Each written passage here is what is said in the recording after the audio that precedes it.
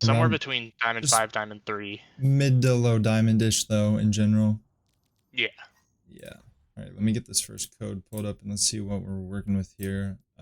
Also, any specific ideas or skills you want me to focus on? So I'm gonna go over everything, obviously, but is there any like anything bugging you before we get into it? Anything that you know you want me to look at specifically? Um. hmm. Well, honestly, I feel like, well, I watch a lot of like educational Overwatch content to like try and improve and stuff, but I feel like I don't necessarily have the strongest grasp of the game in general. I just have a lot of FPS experience, and I feel like that's kind of carried me pretty far, but I feel like I've sort of reached a stopping point, and it's getting difficult to kind of identify exactly what I need to be Yeah. working on. I feel like it's like positioning and maybe like ability usage are like two pretty big factors, but I sort Yeah. of felt a little stuck, which is kind of why I seeked out some coaching.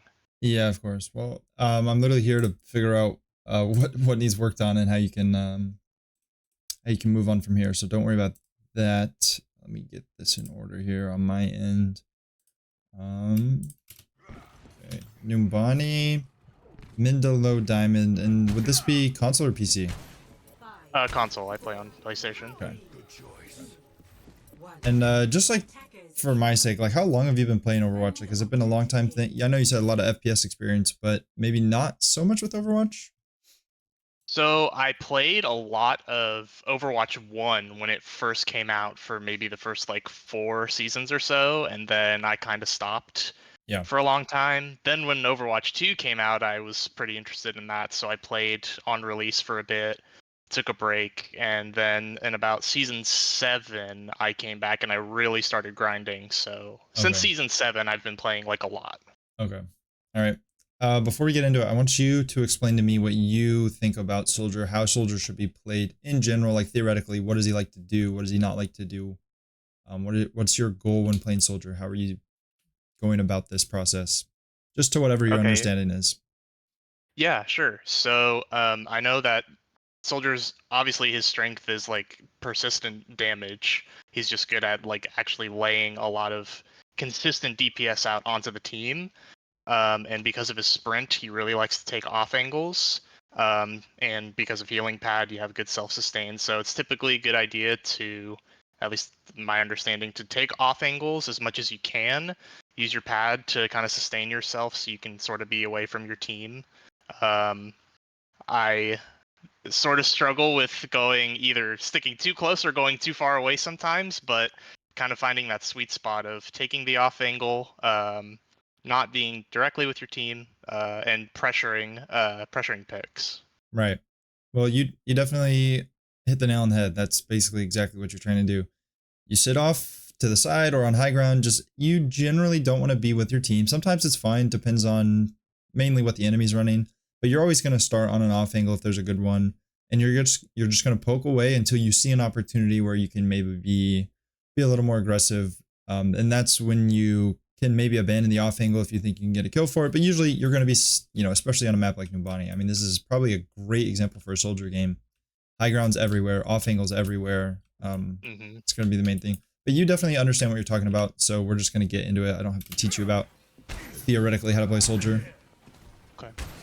First thing I'm going to have you do every single game in the future from now, and maybe you already do this, maybe you don't, but scouting is something you need to get into the habit of on every single character in every game. So it doesn't matter if you're on tank, DPS, or support, try and figure out, and this is, I mean, you don't need to try and figure out, just notice who they have, and then before you even start fighting, try and think about how that's going to adjust your play.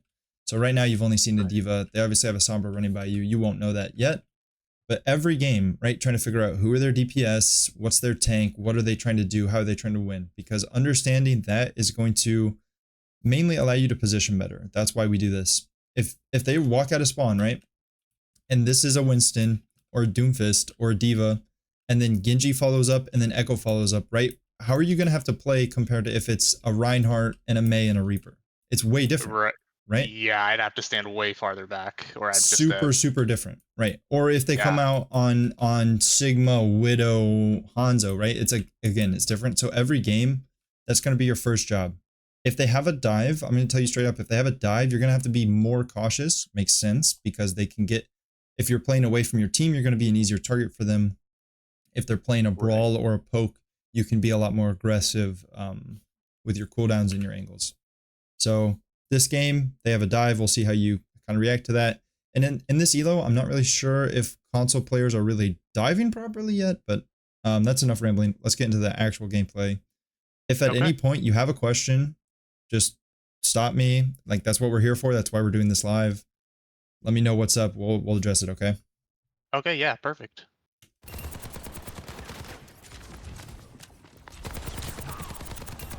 Okay. Diva's controller died or something? Something like that. Yeah. Yeah, and so at this point already, you figured out they're diving, right? Pretty obvious, Yeah. right? They just got up onto the high ground. And so you're going to want to be a little more cautious. You're still fine. And you're fine because you have the Mercy with you, you have the BAP with you, right? Knowing how many resources you have is okay. Mhm. But it's kind of in the back of your head now. When I have less resources, I need to really be in a more comfortable and more cautious position where they can't get onto me. And usually, knowing that what that good position is where they can't get onto you with one cycle of abilities. So Diva can't get to you in one flight, or Genji can't get to you in one dash, or Sombra can't get to you in one TP, right? Okay. Yeah, that That's the makes difference sense. between close and far. If they can get onto you with one cooldown cycle, you'll need to have the resources to be able to deal with that. If you don't have those resources, you're going to want to play like here or whatever. But Right. so far, so Okay. good. Um, we do use our heal quite early here. I know we did take some damage. It's not the end of the world, not the worst heal I've ever seen, but this is an 18-second cooldown, right? I mean, you Yeah. really don't get this thing that much. And so as much as you can, try and hold off on this. You obviously don't want to die waiting for it, but the longer you can wait on your heal, usually going to be the better. So I'd say this one's a Mhm. little rushed. We'll see if it's a habit though. Okay. I think it'll probably be a habit. We'll see. All right, first big mistake. I'm gonna go back 5 seconds, and I'm gonna tell you the mistake is we're too close, or we're positioning too close, and I want you to tell me when you should realize in game that you're too close. So I'm gonna go back 5 more. So we just went back 5 seconds. I'm gonna go Yep. back another 5, and then I'm gonna play it. And I want you to tell me when you should be realizing, or when it looks like you're too close, and when you should be running away. This is all fine. Right here. I should back up. Oh. Right, Oh, right here. Right here. right here. This is kind of like the reason why. I don't know if you can see this yet, but the reason why not only are they diving us, right, which is one thing, but we also walk here. Now we're not in our support's LOS, right? And so Mhm. that's going to be the difference between living and dying in a situation like that. Obviously, this time you're fine because at least you're fine so far. We'll see if you end up fine.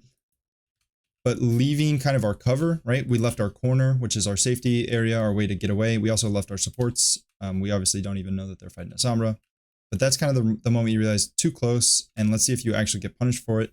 9 times out of 10, 8 times out of 10, especially in any elo that's, I mean, low diamond, mid diamond is like pretty high elo nowadays, especially with the rank reset. But you Yeah. won't get punished for a lot of your positioning mistakes, which makes it hard to learn because you don't right? If you walk too far forward and die in game, you realize you were too far forward. If you walk too far forward and live, you don't realize that you ever made a mistake hard to learn from. So Yeah. I'm gonna point out all these times that you might make an error and you still live and it doesn't end the fight, right? But Mhm. like as you climb, every mistake gets punished a little more frequently until at the highest ranks they're punishing every positioning error that you make. So you Right. right. Okay, let's see what happens.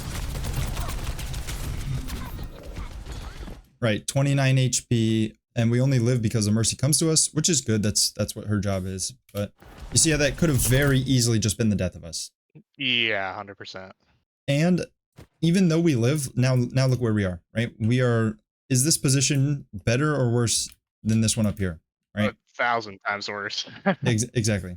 So small Yeah. mistake. It really was a small mistake. You just took 2 seconds too long to run back, but you're forced into a bad position now.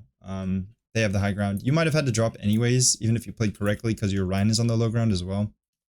but in, you know, different scenarios, different things are going to happen. Let's keep watching.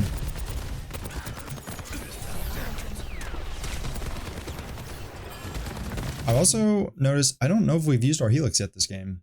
I think I shot it Maybe one time. once. We'll see. Yeah. Yeah. Helix is a pretty spammy thing, especially at like, you looked at the Sombra and I was kind of like, why didn't we, I know we're hacked, but hack comes off quickly. And I was kind of like, where's the Helix, right?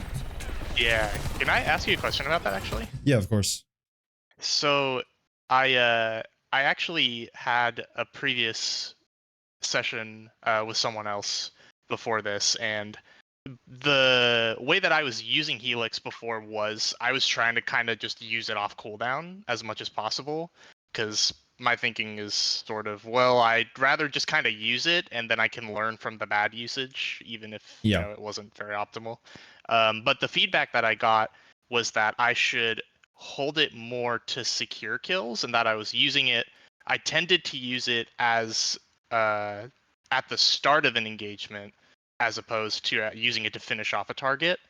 So I've been kind of trying to rethink how I use it, and so I've been holding it a lot more to try and use it more wisely. Okay. I don't know. Do you have any kind of thoughts about Yeah. that? Yeah. I have a lot of thoughts about everything. So glad you asked. So there's different Awesome. ways to think about Helix. Honestly, it's a 6-second cooldown. If you direct, it'll do about half of a squishy's health. Using it, I personally think using it at the start of a fight is as good as using it at the end. They're both good for different reasons. And especially like in this, let's say this specific instance, I'll talk about overall, but right now I want to talk about this example. If you save your Helix for the finish here, Sombra's probably going to have plenty of time to TP away while you're shooting, right? She's not just going to sit here, get shot 100 times and then die to Helix. What's going to happen is if you shoot Helix first and you hit Helix, she can no longer stay, right? She's down to 120, 130 HP, depends on how much you body shot her. You're doing 19 per bullet, right? So a couple body shots into Helix, she's already at 70 HP. She's going to leave quickly. So I like using it at the start, especially against a threat like this. Obviously, you're not very threatened right now. You're in Lamp. You have Mercy Beam. You're fine. But I don't think there's a lot of kill potential here, which is why saving it for the end, not great. If you're fighting a character who maybe doesn't have such immediate mobility, so if you somehow find yourself in a 1v1 with a Junkrat or a Torb, it doesn't matter, right? Someone who can't get away with the press of a button, saving it for the end makes a little more sense to me because they're not exactly going anywhere. You shoot them and then you burst them at the end before they can use whatever sustainability they want to use. Generally, though, I'd say holding on to Helix too much is bad. I'd say it's good to use it to charge your ult. And one other reason why I think using it at the start of a fight is also fine is because you can put them on projectable paths of movement. So I'm sure you've noticed this before. It is so much easier to hit a target that is in some sort of locked in animation movement than it is to hit a target who is strafing pretty well. Yeah. If you Helix to the ground and they do this little movement where they kind of get booped up and then land, you can land 3 or 4 easy shots on them during that moment for like a big 180, 200 damage burst. So personally, I think it's a very spammable ability. I'm not saying use it every 6 seconds, like on cooldown, just spam it no matter what. But I am saying like holding onto it, I feel like is a mistake. And what's going to happen is if you're getting coaching from multiple sources, you'll get conflicting advice. And it's not necessarily one is right, one is wrong. I'm sure that different things will work for different people. You're going to have to kind of figure out what you want to do with it. But I'd rather what dictates for me when or how frequently I'm using a cooldown is going to be how long it takes for them to come back usually. That's why your 18-second heal is going to be much more, you're going to need to pay more attention to when you're using it than your 6-second helix. You use a bad helix, it's back in 6 seconds. You use a bad heal, and now the enemy has 18 seconds to collapse on you before you can do anything about it. Right? Yeah, right. Yeah, that makes perfect sense to me. And the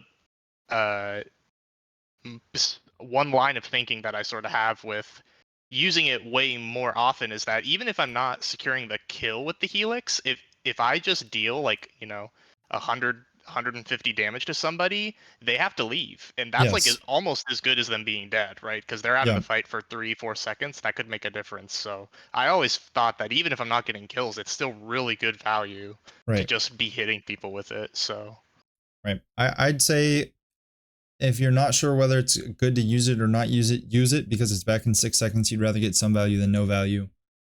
But yeah, you'll just have to figure out what school of thought you want to go down. Sometimes okay, it's good to use it at the beginning. Sometimes it's good to use it at the end. I kind of just use it when I'm fighting somebody, and whatever happens with it happens. okay, Yeah. All right. cool. Let's get back into it. We've made it a staggering 1 minute and 20 seconds.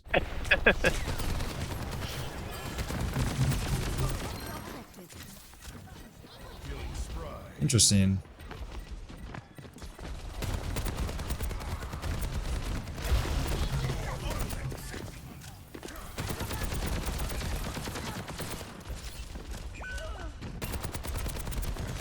Okay.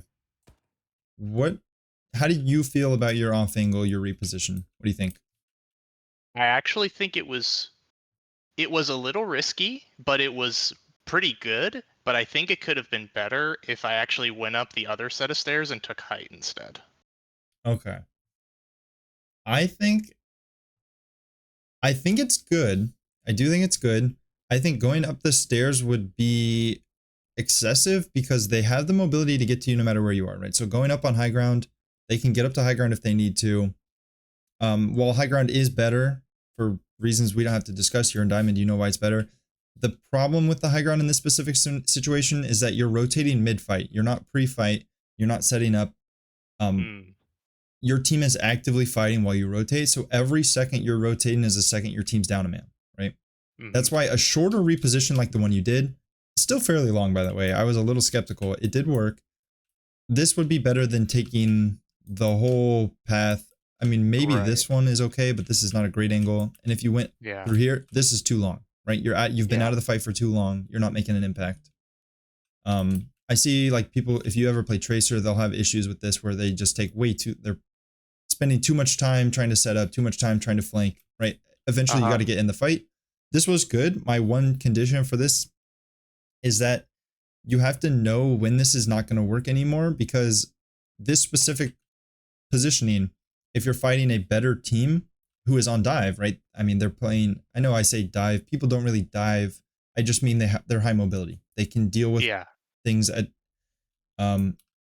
it's going to be rough against good players to make this play because D.Va's going to see you all alone, right? Your Mercy at this, like when you started the fight was still here. She eventually makes it over to you. But it's going to be very easy to die against better players here. That doesn't make this bad. That just means you have to know that this may not work at every rank, right? Okay. So we're playing to our rank. We know that, you know, in this situation, we're not going to get punished for this. And it's a great off angle. You put a lot of pressure on the enemy team. They end up having to back up. Your Ryan gets his space back because of you. Very good. Okay. Yeah. Just don't get caught into the trap of spending too much time rotating, too much time positioning when you need to be basically just putting lead down range. Okay. Short repositions are great. That one worked. Just be careful with it. So far, so good, though. We're back. We're set up where we want to be. Yeah.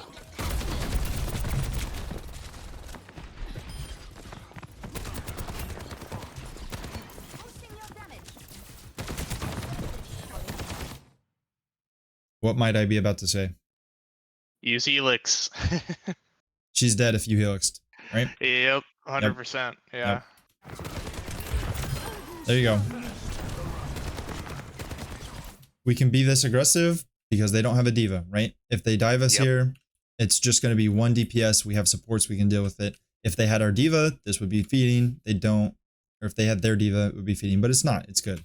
So, oh boy.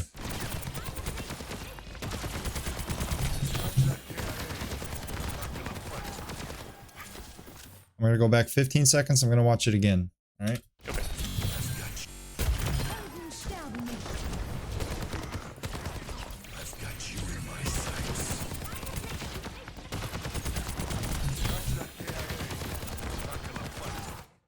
What are your thoughts? If you had to rate your visor, what are you giving it? You like it? You don't like it? Uh, Somewhere in well, between? I would say it's like maybe a 4 or 5 out of 10. Okay.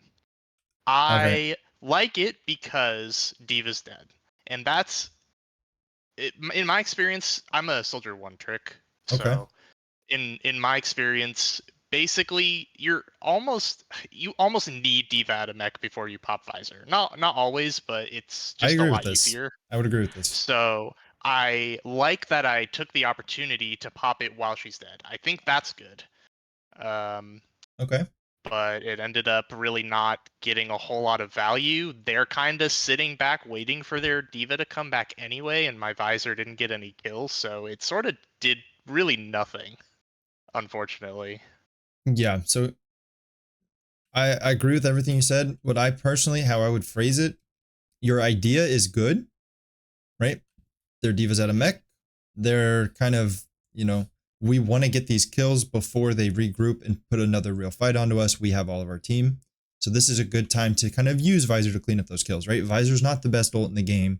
You're not looking for a 5k mid fight. You're looking to get a couple, one, maybe 2 kills and live. That's kind of your Mhm. goal with Visor. So idea is great. The problem is with our execution, who we're actually focusing on while we're using it, where we're positioning. Um, I'm gonna look at this from another angle. So when we use Visor, what we do is we immediately jump down and go for the Mercy, which is okay. Mercy's a great target. But I'm gonna see, was there another, like, did we tunnel vision a little too much? Could we be Mhm. on a better target? Could we kill the diva here before she can get the cover? Could we do any other thing? Because your idea is good. I'm fine with the Visor. I just want to see if maybe we missed an opportunity that we could have had, right? Mhm. Because this to me is a little safer than this. I understand why you went for this. It's a Mercy, but giving up your high ground is usually not what I'm going to recommend when you use your visor. A lot of low level soldiers, this case is a little different, and I'm not calling you low level, but like if you watch a gold soldier or a silver soldier, Mhm. if assuming they're even on the high ground in the first place, they hit visor and the first thing they do every ult is they jump off high ground. I don't know what it is. They think they're James Bond, right? And so a lot of the time I'm just going to tell you like, oh, why didn't we just stay on the high ground? I think this could be another one of those times. I'm not 100% Right. sure. Um, I'm probably not going to spend much more time on this because I think there's going to be more valuable coaching moments. But maybe looking for, right, this was happening right next to us. She can't even Mhm. move. This was happening. They're going to get to cover, but maybe not before you kill them. I mean, hell, we can probably even get on the bus here. I'm not really sure. I've never tried to make this Yeah. jump, but we could, who knows what we could do, right? Right. I mean, even if I just stayed on high ground and I didn't get any kills, I at least would have pushed the three of them next to the bus back.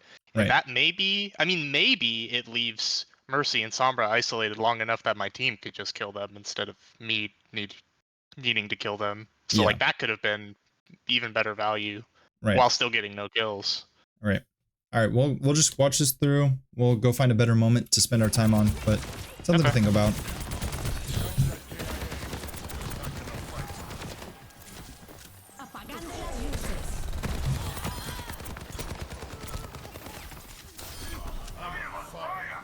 Back to high ground. Good.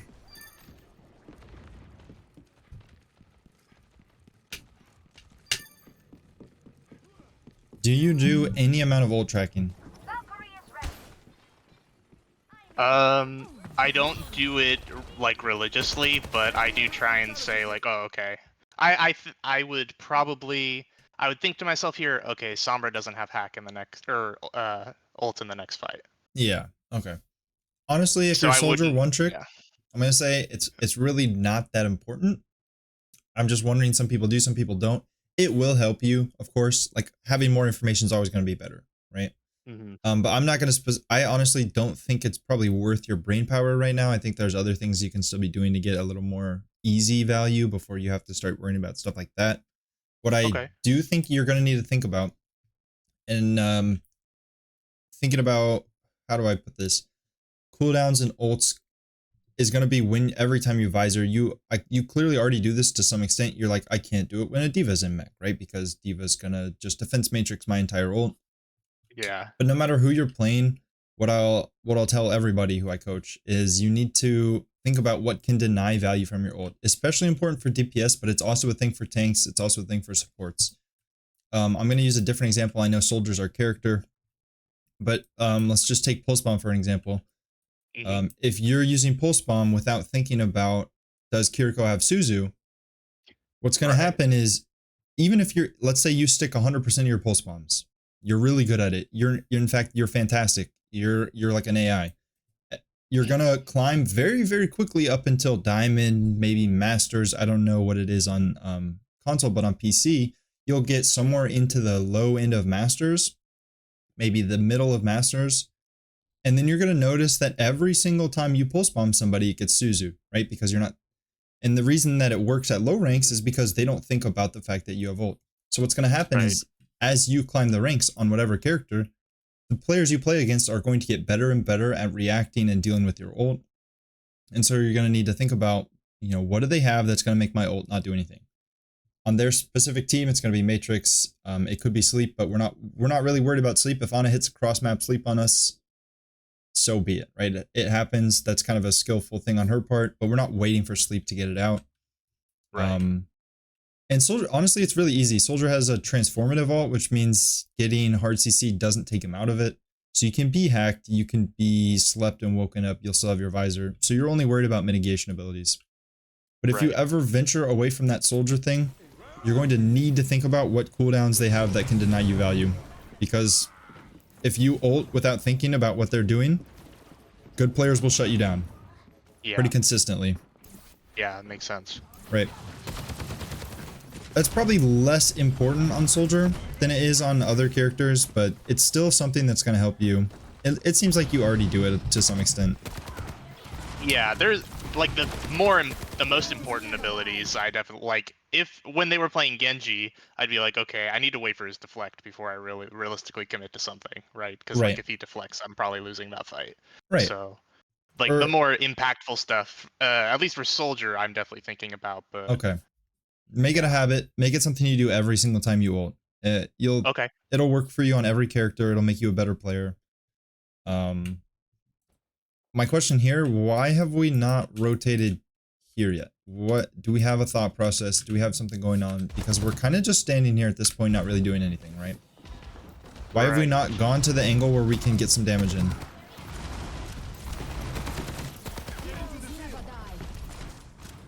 Oh, here we go. It's okay if you don't know why. I honestly don't have an answer. I think maybe I don't know. I could have been thinking about Sombra, but we just see her right there, so you know she's not near. Yep. Yeah, I don't know. So we'll cover this quickly. I've been yapping a lot. This is great cover when they're walking up to you. Once they go into this room, or they're all in right now, or the room under, let's say they're walking through here, we're always going to rotate from this corner to this pillar. This is going to be our new cover, right? Okay. We're always playing on cover, and pretty much always. We're always on cover. We're always looking to minimize our downtime, maximize our uptime.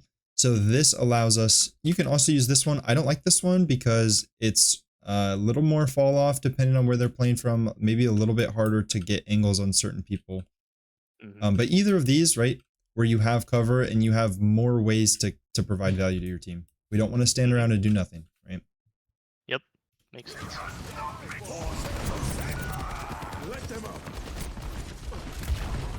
First helix of the fight.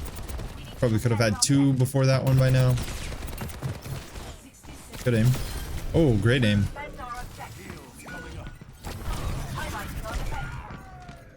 Unfortunate. You played pretty well. You just peaked a little bit too early, but your team's already lost this fight, right? Yeah.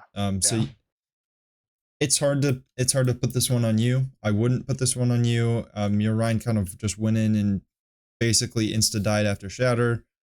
Your Mercy rezzed him and died for it. It's unfortunate. You played pretty well. I just say, minimize the downtime a little bit more. If you're playing from here sooner, maybe you can put more pressure on that doorway. You saw how Cass rolled out, right? Rolled out past your Reinhardt. maybe we get that kill on Cass, and then maybe our Reinhardt Right. lives because less damage is on our Rein. We don't really know. We're not going to spend that much time on it. You played pretty well. Or even more to that point, if I was just with my team on that rotation you pointed out earlier, they maybe couldn't even have rolled out of that doorway in the first place. Right.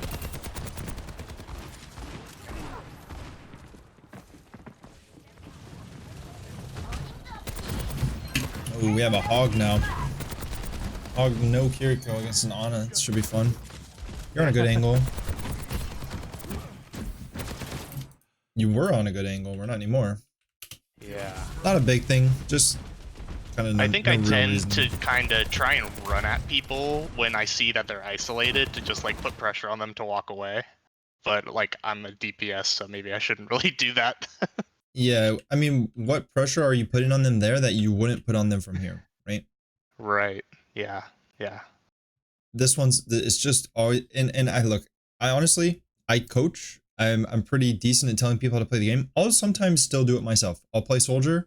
I'll see someone on their own. I'm like, oh, I can kill this guy, right? Like he's on his own, and why don't I just jump him? And then Yeah. I get the reminder that I'm 250 HP and some people are just better at the game than I am. That's why I need to use good positioning when they aren't. I'll Right. run in the building. I'll be like, ah, this guy's dead, and then he'll shoot me in the face 3 times. You know, whatever it is, right? Just stay on your high ground, do your thing, charge up your ult. Not a big mistake. Okay. Beautiful. Imagine you get this kill without using Helix at all. Like, imagine just how much easier your life would be if this guy just had 120 less HP from the start of that fight, or at the end of that fight, right? But it was still good. What am I gonna say? That is like such a pointless ad. So pointless. I know you I'm heard the full Sombra. health. I understand that you heard her. I know you wouldn't just do this for no reason. But I mean, come on, right? Like, at least wait for a fight to happen. You now have 18 seconds where you just get no healing of your own. Yeah. And that's the second time we've kind of rushed that cooldown. Yeah. All right, what am I gonna say? Just keep the high ground. Stay on the high ground, right? Yep. You stay here. Honestly, jumping on the bus was good. You get this angle on her, and then you shoot her, right? Guess what happens if when she TPs here to try and get away? Oh look, I'm on the bus. Yeah. I'm already shooting you. You're dead, right? Nope. Instead, now we're down here. We don't really have a good LOS. It's hard for us to get to that kill. We're coming up on our ult, and now we're playing from a much, much worse position. It'll be okay, but stay on your high ground. You're doing good. Yeah. Especially if they're not gonna kind of pressure you off of it.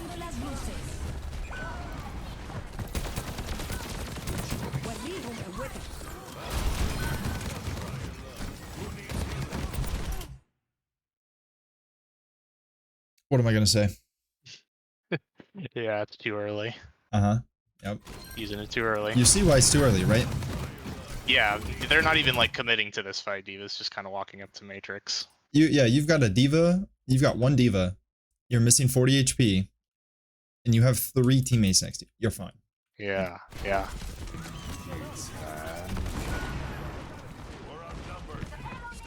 This fight's over, isn't it? Yeah. Pretty much. I've got you in my sights. Oh man.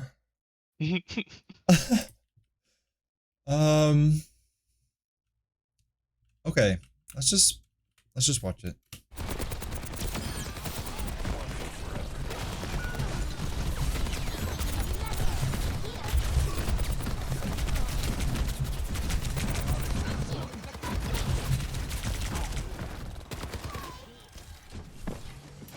What was the end result of your visor? A dead Mercy, and basically no change to the state of the game. This is true. How does one team win the game? What does one team have to do to win this game? Push the payload. Exactly. Did killing this Mercy stop that payload? Not even a little bit. Not even for a second. Not even. Nope. Not even once. What do we do when the fight is lost? What is our goal if we have already lost the fight and we are still alive? What do we want to do? Well, I think the best thing is just to back up and regroup. But if you can't realistically do that, trying to trade a kill is the next best option. Yep. So you run through a little tiny checklist in your mind. You don't have to actually run through it, but this is kind of what you're thinking. Can I run away and live? If the answer is yes, run away and live, right? Do damage on your way out, whatever, don't care, but live. If the answer to this question is no, I cannot live even if I run away, the next best option is to just throw our dead body at the payload, right? Right. Because to win the game, they need to move the payload. So if we're going to die anyways, we might as well do it while the payload's not moving. Right. And of course, while we do that, we want to try and get a kill. But like, if we realize we can't run away and we're here and we're trying to get a kill, you can kill a Mercy and then die, right? You can trade that out and it's not going to give you a better chance to win the game because she'll get back to her team before you fight them anyways, and the payload moved. So you basically all you did is you added a death to her scoreboard. You didn't actually impact the game. And that's, we're talking not even with the whole visor thing. Just like, even if you hadn't used visor, the fact that you did use visor, it sucks, right? We don't have visor anymore for next fight, and the next fight is probably going to be the one that actually matters if the payload's going to keep moving or not, which is what we're kind of here to do. We're here to make the payload not move. So I would give that visor a 0 out of 10. Yeah.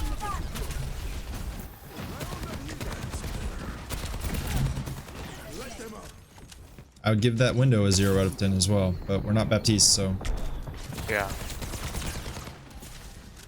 Helix. Oh, God. Oh my god, you can see it now. You can see it now. I've been like cringing. There's been maybe like 5 or 6 where I'm like, oh my god, I just need to shoot the Helix. Right, like that Summer's probably just dead if you just Helix the floor there. She's probably just dead. Yep. At least you can see it now. I didn't even have to say anything that time. Yeah. Oh, it's so sad. Where is our... Oh, we don't have a tank. We're 4v5 with no tank. Hopefully your tank joins back because it's going to be a lot harder to learn anything without a tank.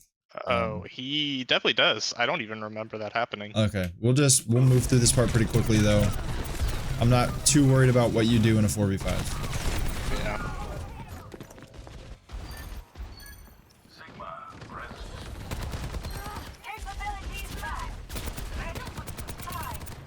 Good target priority.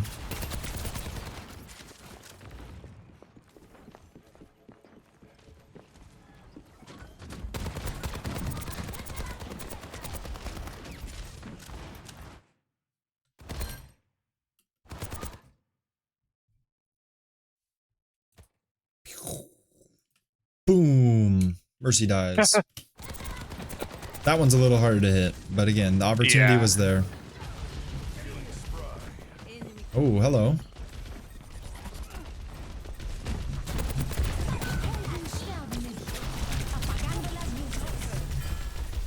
Run me through your thought process on that position, that reposition.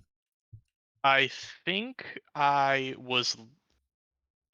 was looking for was to take that height right above the payload right there, just because it's high ground and it's a really good position to shoot down on them. But in retrospect, I don't feel like it's that good because literally D.Va can just go up there like she did, and now I can do absolutely nothing, and I probably die.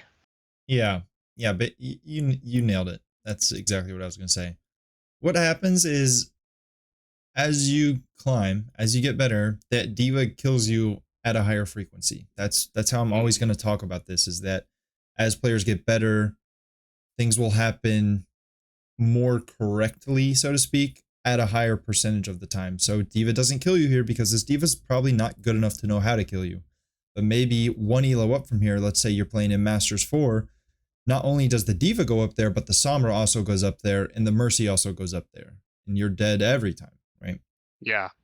Our good positioning here is, this one's too far. This is a good off angle if your tank is pushed up enough that you're not focused, which she currently is, right? If your tank is fighting right at this corner or whatever the hell this is good. We like this.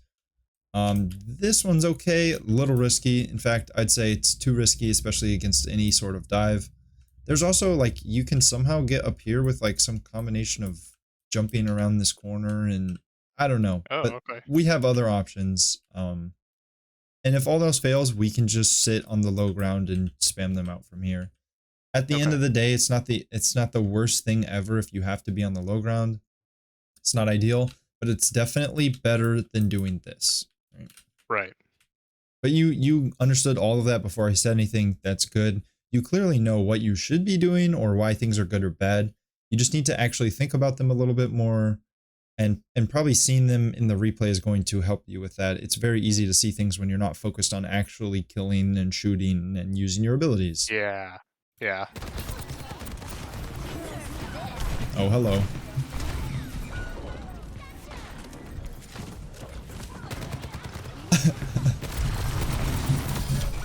I want to watch this one more time just because it's funny, and I need to figure out what's going on. Whatever booped you, I think actually saves you here. It I think saved my you were life, 100%, totally, I think yeah. you were totally dead if that didn't happen, right? Yep. And it's honestly, it's kind of funny to me because what I'll say about positioning, I haven't said it to you, which is a little sad, but what good positioning usually looks like, and the reason I haven't said it to you is soldier moves quickly. He's not really worried about this rule as much. But if someone's playing on, or if someone's playing an immobile DPS, like who is immobile, like Ash maybe, and they're like, well, what is like good position? How do I know if I'm in a good position? My default response is, if they diva bombed anywhere on the map, you'd have cover for it, right? You'd be able to get to cover within 3 seconds. That would be good positioning. And so like dying to a diva bomb just kind of means you either weren't in a good position or she had a really crazy diva bomb. Sometimes they just let one rip and there's just nothing you can do about it. You're toast. 98% of the time, if you're playing in good positioning, diva bombs won't kill you, right? Right. So if you're gonna die to one, it's probably like, oh shit, I might have been where I shouldn't have been. Yeah. This is kind of, I mean, we can kind of see this on the screen right now. Like, Yeah. is like, this our ideal position? Maybe not, right? No. I mean, I have like some cover. I have the payload. I could run into the right, but like I'm in front of my tank. Yeah, And I'm like that's kind of running into the. No, it's just bad. It's Yeah. just bad, honestly. Do you get booped The by actual the mech bomb? moved me. Oh, I didn't even know that was a thing. Crazy. Yeah, once you're stuck in here, you're kind of screwed. Yeah. Yeah. I'm gonna actually, I have one other thing I want to look at. Bad. Healing pad is fine. Listen. Here's my spiel. Healing pad is fine, but you should never have had to use it because you should never have been here anyways, right? So I know you're full health. I know that I've been telling you using it at full health is bad. The thing is that you were taking a lot of damage and you were dropping into a situation where you weren't sure what was going to happen to you, right? Yeah. So rather safe than sorry. Last thing you want to do is not use your healing pad and die. Right. So you drop here. You don't know at this point who's near you, who's far away. You just know your team got EMP'd and there's a diva on top of you. So the use of healing pad is okay. But if you're here, or whatever, right? You never use the healing pad. The diva bomb goes off. You have good cover. You see the cast flanking. A whole bunch of things could have happened that didn't happen, right? It's going to lead to us dying. Yeah. 7 different ways that this could have gone. But even in this like alternate timeline where we get into this room at 40 HP, we should have our healing pad. Yep. Good kill. I like that you actually used your helix in this 1v1. But hey, like, maybe you could have been 60 HP healthier in there. Maybe you could have not been in there at all if you were in a better spot. Alright, I have a visor. We don't really have time to get diva out of mech. Let's see what happens. Ooh, nice shooting.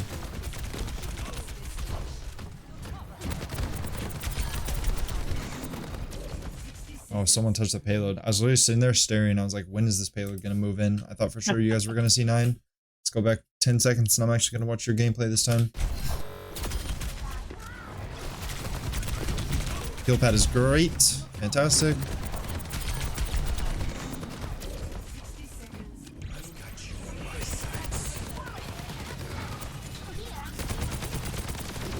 This is all good. My only criticism on this fight, really my only thing, mate, you played pretty well, especially like you don't really have a lot of options here. All of your decisions were kind of made for you. You need to Yeah. touch the payload so you run out. Diva is in your face. You can no longer run out. You just have to start shooting, right? Not a whole lot to think about. The only thing that you could have done a little differently to make your life easier is that when Diva flies in here to go after you, you can decide in the moment, am I safer in this room? This is technically cover. Am I safer in this room with a Diva one-on-one? Or am I safer outside? Like, do they have less pressure outside than this Diva is creating inside? Because then you can just do this little ring around the rosy thing. I think you made the correct decision, but we're going to watch it and see, like, could we have avoided, like, some of Diva's damage by just coming out here for 2 seconds? And then when she comes out to get us, we go back inside, get our bubble, get our mercy. Okay. Because maybe we can avoid all of those micro missiles with just a quick dodge around cover. This is something that we're not going to spend a lot of time on because this is more important for a support player. This happens all the time. Let's say you're getting dove, you're playing Ana, you're behind some sort of pillar or whatever, and you have a tank contesting this objective. You need to figure out how to live and help your tank, right? And so sometimes this is just the skill that I'm talking about. It doesn't apply perfectly, but you'll need to be able to pay attention to what's in front of you while you're also trying to live from what's behind you. Because if you're getting dove, and let's say you turn this way and fight your diver, by the time you turn back, this player's dead, right? Right. So what happens is if you play a lot of support, you'll kind of develop this skill where you can really focus on 2 things at once.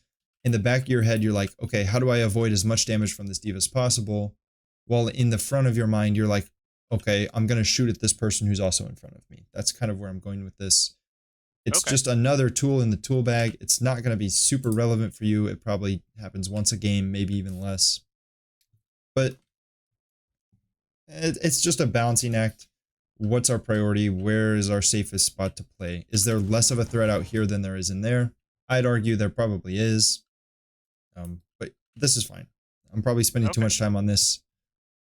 Just a little tidbit to keep somewhere floating around in the mess of Overwatch that's in all of our heads. Okay? Cool, yeah. Everything else, we've already seen this. This was good. This was fine.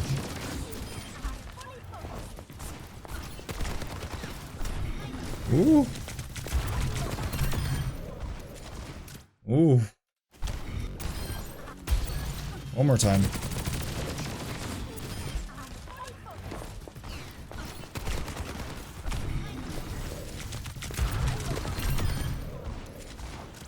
It's better. I think I just got confused on which person was Baby Diva. Yeah. I think I just chased the wrong target. You want to see something cool? Yeah. Yeah. Yeah. That's right. I forgot that's happened this game. Oh. Yeah. And that comes with experience. When you play against Sombras, eventually this happens enough time where you win the fight and like this happens every time I play in a duo. We both play support.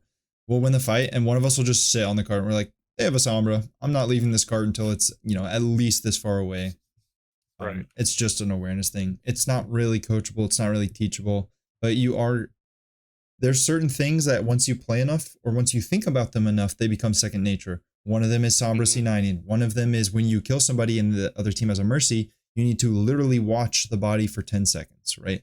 These things build up. Just the more you think about them, the easier it becomes to remember them in the time in the game. The easier, the better you're going to be able to react to all that. Yeah. So we could call it a mistake. Really, it's just a lack of experience. The more it happens, the less you'll let it happen, basically. Yeah, I don't think I've seen that happen. Like, not even 5 times have I seen that happen. Yeah. Well, Sombra is the worst offender, but Tracer also C9s fairly well. Lucio also can C9. It's just something you got to think about eventually. Right. We have other better things we can focus on. And just so you know, I go over a lot of things. I talk about your positioning. I talk about your ability usage. I talk about how long should we spend on this off-angle flank? How long should we spend doing this? Blah, blah, blah, blah, blah. I'll give you a recap at the end of this session with like a very focused list of what you should be working on, so that you're not like, I just learned 12 things and I don't know what to think about in game. I'll tell you, like, Right. this is your top priority. Once this is better, then do this. And once both of those are better, you should probably get more coaching, because those are the things holding you back, right? Yeah. But I will just throw information at you for 2 hours and see, what sticks. Is this something you haven't heard before? Is this something you have heard before? Is this something you just need to think about a little bit more, right? Yeah. I just wanted to let you know. I'll give you a recap. Some people get overwhelmed. It's okay. I'm just creating some more wrinkles in your brain, right? Sure. It's perfect. This comes to your scouting. It happens, okay? Like, I'm not going to grill you over this, but every round we're scouting. What do they have? How do they want to play? How do I avoid it? Right? Yep. And you probably could have gotten away from this because you can see the Junkrat balls exploding and whatever before you ever get there and get hit by one, right? That's your first. Yep. Yep. And once you kind of see this, you're like, okay, maybe I shouldn't do this. Yeah, I definitely think I was brain off because I'm like running in from spawn for the first fight. Right. So right. That look, makes sense. What happened is your whole team went brain off, right? It wasn't just you. You were the only one that died, luckily, but your whole team went brain off. And their Junkrat got 56% of his ult, right? Oh my god. That's insane. Yeah. If everyone on your team went brain on, he's probably at 15% right now. Yeah. You can't control your teammates, of course, but you can control yourself. He probably got 15% of that just from you. Right. Taking the objective. Round up.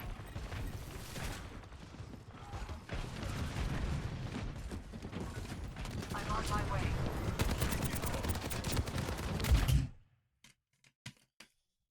Hold on. I'm gonna go back 5 seconds. We're just gonna watch it. I'm not gonna say anything yet. 10 seconds. I'm on my way. Actually, I'm gonna stop it. Why might I not like this? It's not inherently bad. Why might I not like it in this situation? Could you maybe see what I'm thinking? If not, that's okay. I'll explain, but take a guess. Well, the only thing I can think of is the footsteps, because that's probably junk. So I know junk is behind me. You're on the right path. Exactly. Keep going. So if I commit to this, he could literally just come up behind me and literally insta-kill me. Right. What is Soldier's effective range? What does Soldier like to mid long? Yes. Soldier is I would call him a medium ranged hero. You can play from long, but you love to be in that sweet spot where you're not right up on the enemy. You still have this space, this safety, but you also don't have that much damage fall off. Right? That's your sweet spot. Yep. What is Junkrat's what does Junkrat like to play from? Where's his distance? Well, he can spam from far, but he likes to be close because he can just like one hit combo you if he's next to you. Yeah. Let's take a gander here. So this is interesting because the footsteps kind of tweaked me out a little bit. Thinking he might have been on your right. Turns out you're a little safer than I thought, but you're not really that safe, right? Let's look at this from another angle. Luckily, this guy's occupied. But I think that was sort of. Oh, go ahead. I'm just saying, look at how easy it would be for him if he, if he had more than 3 brain cells, or he decided that, oh, maybe I can just get this free kill, or maybe D.Va also goes for that. You don't really know. And I'm gonna say this is safer than I thought it was, because I thought I heard the junk here. I don't know why, I did but too. I thought he was here. If he is here, you're so cooked, basically. Yep. But yeah, we'll see how this goes. Keep these things in mind, right? Junkrat would love to just drop on you right now and dump his entire kit. He doesn't really have the range you do, or especially the accuracy. We'll see how this goes. Go ahead. Actually, before you continue, how do you feel about ignoring the fact that Junkrat could literally just kill me there? How is this position? Because I think my thought process here was my whole team is pushing that choke, so I'm gonna take low ground to take an off angle. Okay. I don't really know if that is like good. It seems decent because I'm like pressuring Lifeweaver in this Mhm. case, but I don't know. What are your thoughts on that? My thoughts are this position is 100% dependent on what rank you're playing in and how good the people you're playing against are. And Okay. so I have a little bit of console experience. Believe it or not, I own a console. I play Overwatch, not a lot, but I'm like a Diamond 5 flex DPS who plays random characters, basically. Okay. So I'm kind of in the range, right? I've played in this elo before. You're probably fine here. Probably on Diamond, in Diamond, on console. If I did this in my games, so for reference, I'm somewhere usually low masters. Sometimes I creep up to mid to high masters in DPS on PC. Hmm. If this is me on PC, I know for a fact I'm going to die here because it's just Okay. too easy for enemies to get to me and for me to, I wouldn't be able to go anywhere, right? If these enemies decide they want to kill me, I can't do anything about it. Yeah. And my theory, or not my theory, my mentality, I don't know, I'm missing a word here, but you'll understand, is that I don't want to leave it up to my opponents to make a play. I'm not trying to give them the opportunity to make a play. I'm trying to make the plays myself and have them not be able to do anything about it, right? So basically what happens when you run up here to take your off angle is you're basically saying, hey guys, if you're good enough to come down here and kill me, you can do that and there's nothing I can do about it. But I'm betting on the fact that you're not good enough to do that. That's kind of what you're saying. Okay. So it Yeah. totally depends on how good they are, right? If they're good enough to kill you, they will. If they're not, they won't. These guys might not even know that you're there, despite the fact you're shooting their support. And Okay. so, So it's just an ego position. yeah, it's you're playing your rank. These players are not good enough to punish you here. So why not play here, right? If you can Sure. live, do it. If you're at a higher elo, you need to take a safer position. Maybe that's coast. I don't like coast. Honestly, Numbani first sucks. I wish it wasn't in the game. It's Yeah. yeah. I've had a lot of success with this off angle on DPS. Looks like your cast is trying that one right now. But this is Okay. probably my preferred off angle because you have a safer escape. If they drop Mhm. on you from here, what's going to happen is that you have a 4-step escape to cover, and then 2 more steps to Omega, and then 6 more steps, and you're totally out of the fight, right? Yeah. If they drop onto you here, you've got like 6 to 8 steps to a doorway, which may or may not give you cover from them, and then 2 more to Omega, and then even then, if you get the Mega, you still might be dead, right? Probably. Yeah. Yeah. So this is my preferred off angle. Okay. You can still shoot the same high ground, right? And another advantage of this one is that you can actually see the people here. So good players are going to play from here once they get pressured from low ground because this gives them natural cover, right? Mm-hmm. Bad players will stand here because they don't know any better. So Yeah. yeah, that's just my 2 cents. It's fine though. If it works, it works. If they're not going to punish for you for it, why not do it? Why not take it, right? Oh, You're playing your rank. okay. That's a good thing. As long as you know what you're doing. As long as you know you're playing your rank, right? Right.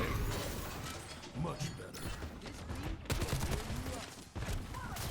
And we kind of get forced out of that position. We luckily live. I think we had 3 HP, but we get forced out of that position now. We can't really contribute to the fight anymore. Well, I mean, obviously, you're going to reposition. You're going to shoot somebody. You're going to contribute to the fight, but it's much harder than it would be if we were maybe set up in a better place, doing Right. better things.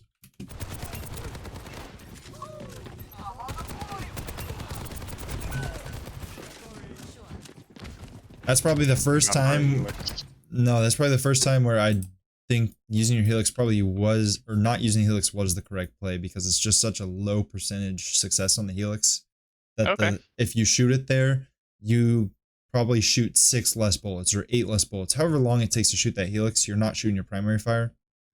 And the odds of you hitting the Helix are pretty low. Now, if you think Yeah. if you think you'll hit that Helix 50% of the time, shoot the damn Helix, kill the Mercy.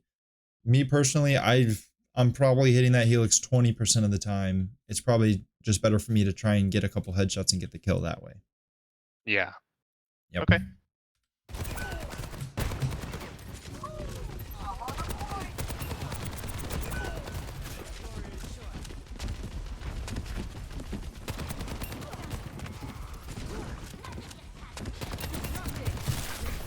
Oh, that time you should have used Helix though. Splash it off the backboard. Get that kill.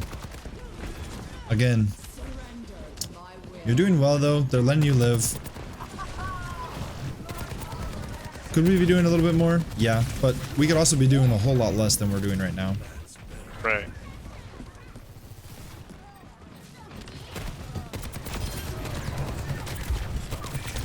Oh, should have aimed that at the front. Are you familiar with the word safety dance? Have you heard this term before? No. That's good, because this is something that's going to help you in the future. Safety dance is a soldier-specific term. It doesn't get used for any other character in the game.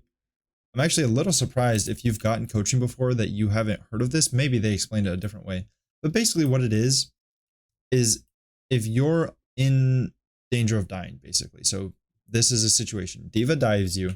When D.Va gets onto you, you're still decently healthy, right? You're about 180 when she starts focusing you. You know that you're not going to be able to kill the D.Va before she kills you, right?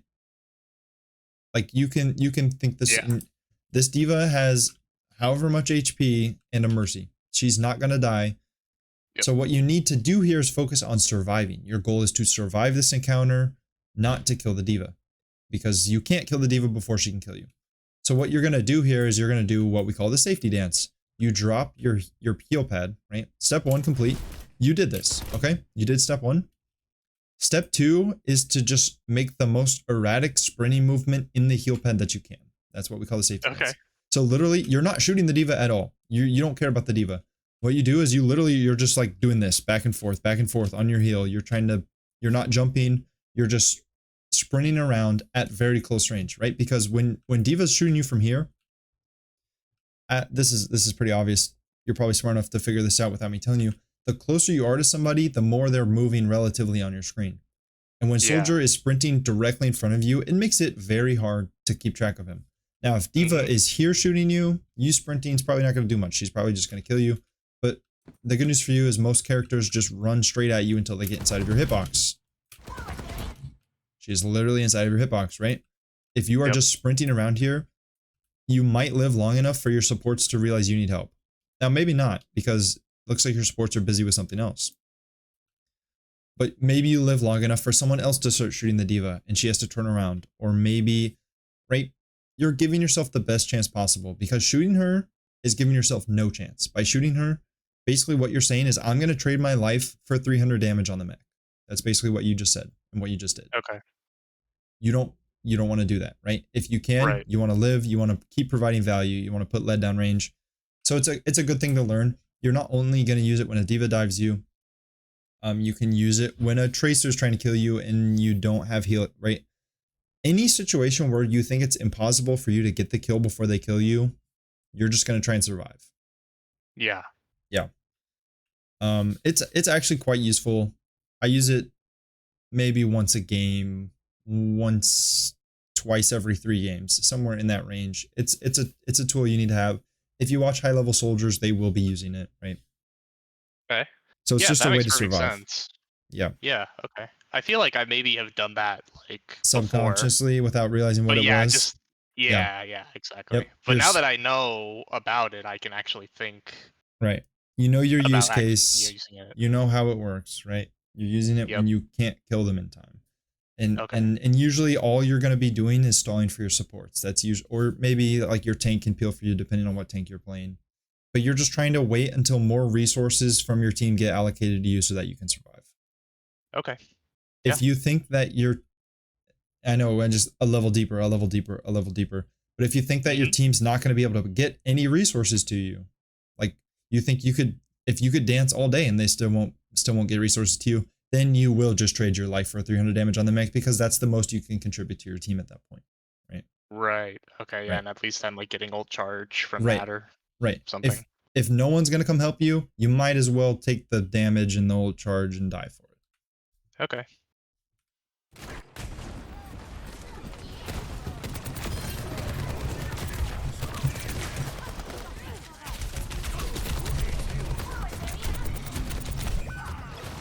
Yeah, honestly, watching that back after you explained that, I feel like I would have lived a significantly longer time if I did that. I also feel like you would have lived, right? Maybe not the whole Yeah. time, but it would have been much harder for her to do anything about it. Yeah. Or she would have had to spend an extra 3 seconds. Maybe she would have had to spend an extra 3 to 4 seconds shooting you, which allows your team to win the fight in the back line. We don't really know, right? It's all theoretical. But Yeah.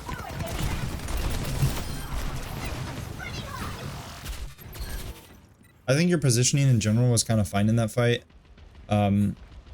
It is very easy for her to collapse on us there, but we're also getting absolutely no attention from our supports or our tank in that fight, and she has a mercy damage boost. Sometimes you'll be in a okay position or good position and you'll still die. That's how Overwatch works. There's sometimes where you're just not going to be able to do anything about it. If the enemy commits enough resources to you, you'll die. This might have been one of those times. Maybe we could have been a little bit in a better spot. Honestly, this point is so weird because Soldier loves high ground and off angles, but your team is like always going to push this doorway, which means if you want an off angle, you're going to have to be on the low ground. Yet another reason why this one is better, because once the fight gets messy, you can do a quick little whoop-de-doop and then you're up here, right? Mm-hmm. Whereas now you're kind of stuck down here. You get dove by Yeah. D.Va. But again, I wouldn't say your positioning was bad in that fight. They just committed a lot of resources to you. Okay.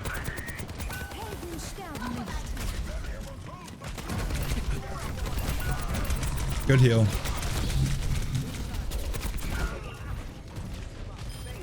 Not really your fault. Next life. You have our visor now. We're asking what can prevent value from our visor, right? This time, there's more than a D.Va mech, right? What else can make our visor not very valuable? It's very obvious because I have... Yes, it's very obvious because I have the thing up right now. But tree is going to be a problem. If he trees, it basically counters visor, right? It's... Right. Also, this is funny, but we'll see what happens because of that. Certain support ults, tree is not a hard counter, but it's a soft counter. It pretty much counters it.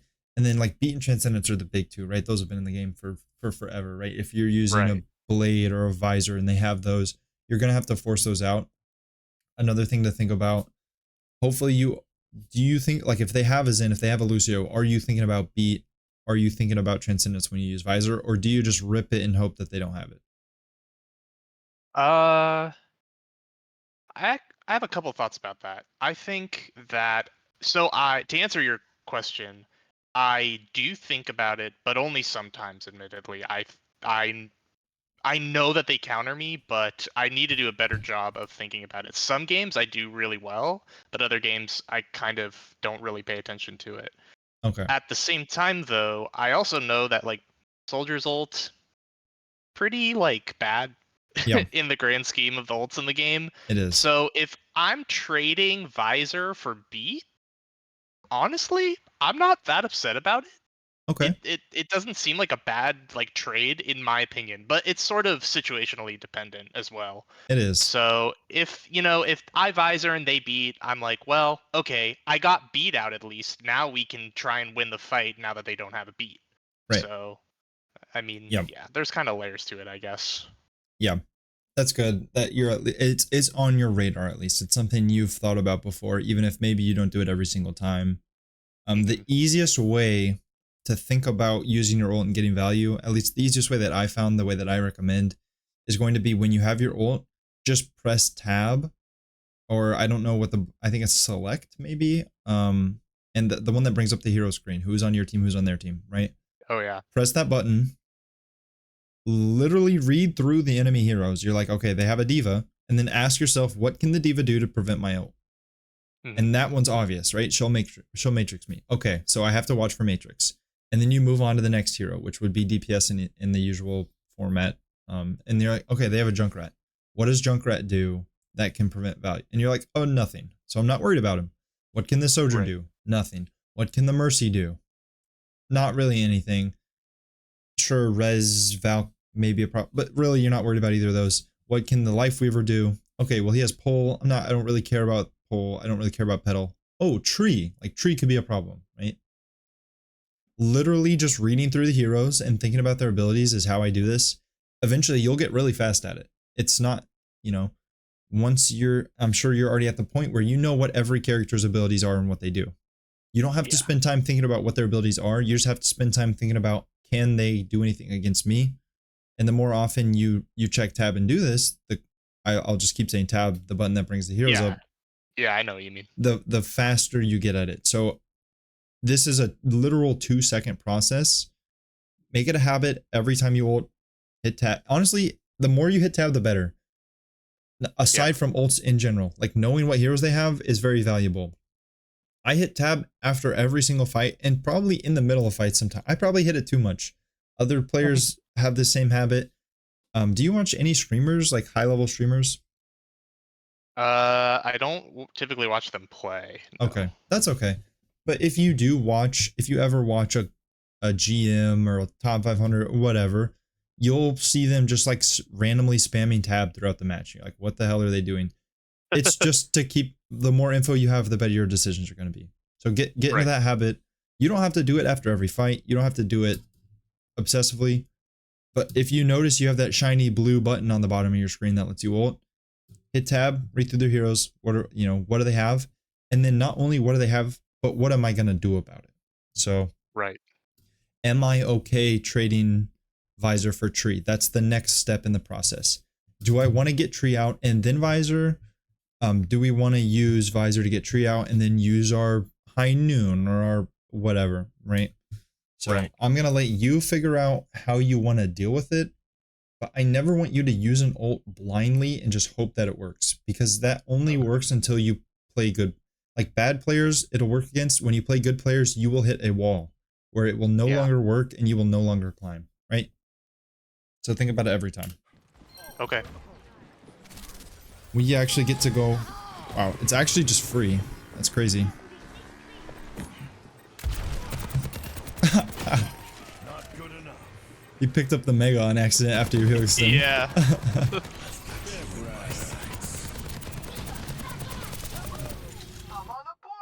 Wow, the reserve on this guy to not use his tree there is insane. Maybe he doesn't even know what's going on. All right, let's your perspective again.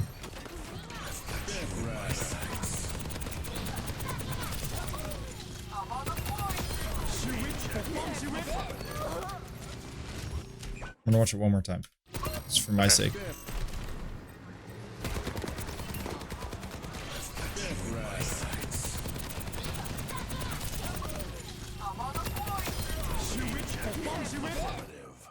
Okay, so you're clearly aware that you can headshot in Visor, right? Yeah.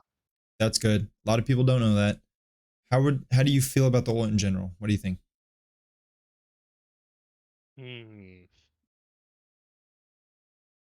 I think that, okay, I think it was good. I do think it was good. I think it maybe could have been better if I actually ran up here first, though. Yep. Just so I had more coverage. I think that I played a little scared because I saw Sojourn had her rail charged, and I was like, I don't want to get one shot by her rail. Yeah. But maybe I didn't need to be so scared. Yeah. Honestly. You nailed it again. You clearly know what you're talking about. It was good. You just used it too early. But it was still, even using it too early, this is like a 7 or an 8 out of a 10 ult. You get a kill, you live, you put a lot of pressure on the enemy team, right? Very hard for them to deal with all of everything that's going on at the same time. Just maybe wait 5 more seconds, put yourself in a position where you can really see everything and you can kind of just rail on anyone not using cover. But it was good. It was good. Okay. Also, we can keep going over this. I'm totally fine with that. We can also move on to the next code if you want to get some of that done. Totally up to you. We've got 45 minutes left today. We can extend that a little bit more if you want.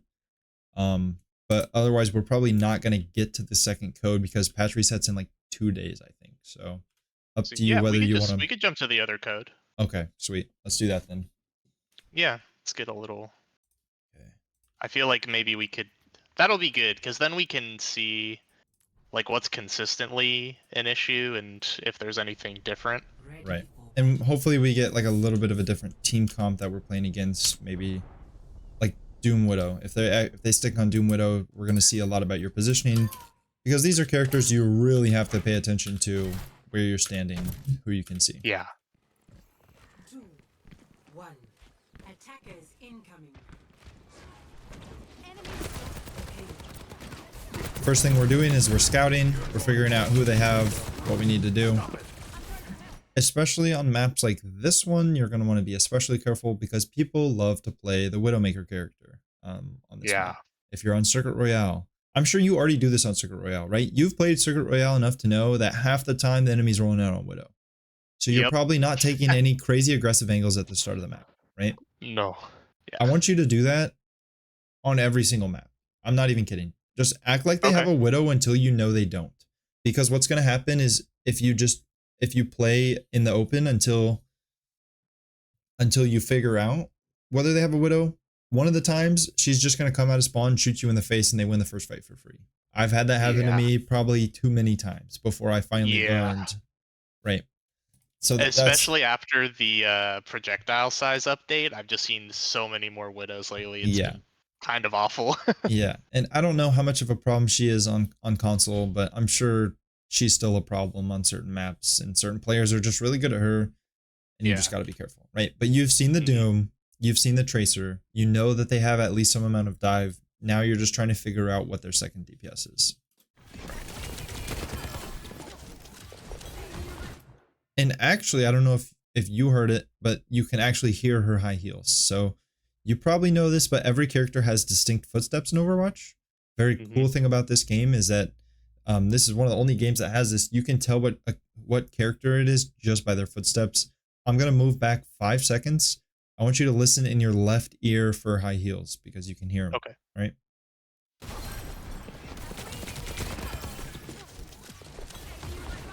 Oh yeah. Yep. I heard it. Yep. It's hard if you're not listening for it. But eventually, like, especially with the more threatening characters, you'll know what they sound like, and it'll just be second nature. You'll just kind of pick up on it. So at this point in the game, you probably don't know they have a Widow, but maybe with more experience, you'll hear those heels and you'll be like, oh, they have a Widow. I don't need to give her all the respect in the world, right? I don't need to never look at a sightline, but I don't want to be standing out in the open for too long. I don't want to be giving Right. her easy headshots. Yeah. Okay. I have one more. You've done great. You've gotten 2 kills. I have one more theoretical thing I want to talk about before we get into more gameplay.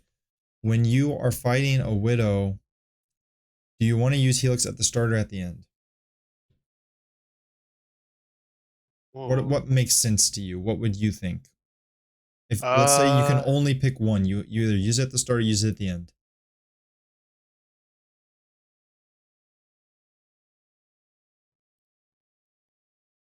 I think using it at the start is probably better Why?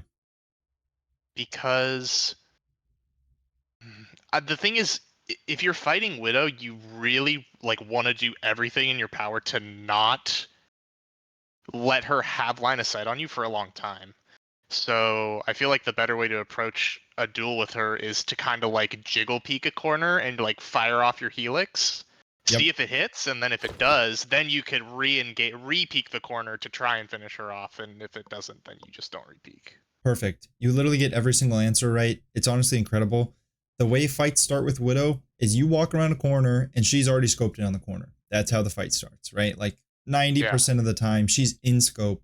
She has like a 80% movement penalty or something stupid. It's probably even more than that.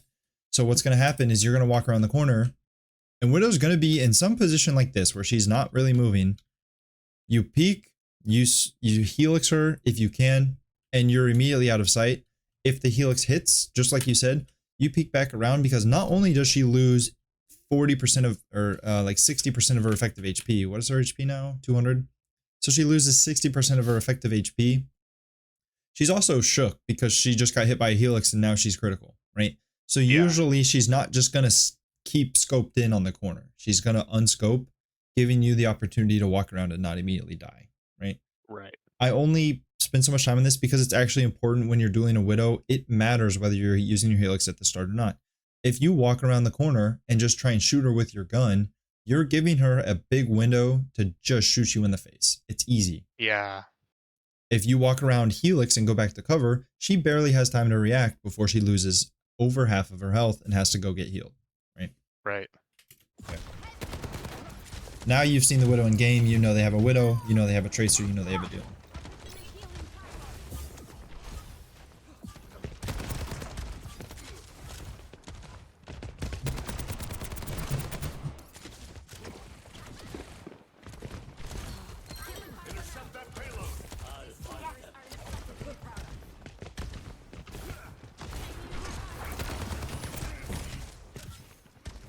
That was unfortunate. Yeah. Our uptime has also suffered a little bit during this fight, where we spent a lot of time not really doing anything, but doing nothing is usually better than dying. I know I just told you they had a Widow, you want to be careful, so I'm not going to be too strict about it. Yeah. Okay, I do tend to, on Gibraltar, I really have liked sitting on this spot because I feel like more often than not, if I stand like on the crates straight ahead to the right, if I ever go there, I feel like I just die like more often than not. It doesn't really Yeah. like it's a hard spot to kind of sit on, and No, it is. with this angle, I like that I can kind of go to the left to peek straight through that sight line because I know Widow loves to sit on that little hallway she's in right now in that Yeah. doorway. So maybe I'm like, I don't know if I'm maybe too attached to this spot, but I just feel like it's really good to kind of sit here, even like if it comes at the cost of not doing a lot. I don't know. Yeah, this is the better position. So this high ground, you'll notice that as you climb, more and more people will use this one instead of this one for all of the reasons you just talked about. And in this specific game, I think sitting here is totally fine. I do think, though, if they have a slightly less mobile comp, or if the Widowmaker is not on their team, in the downtime, so you just get the team wipe, right? You killed 4, they're regrouping and spawn. You can come here, you can shoot a Helix all the way down range, try and get some splash damage. You can put a couple shots on them when they walk up, and then once they're closer to regrouping, once they're going to fight again, you come back to your better spot and then play from here. But against their specific comp, you don't need to be doing all that. It just sucks a little bit. We can't really charge our ult, but we'd rather not charge our ult than stand here for too long and get shot in the face or get punched into a wall because our teammate charged a punch or whatever it may be. Okay.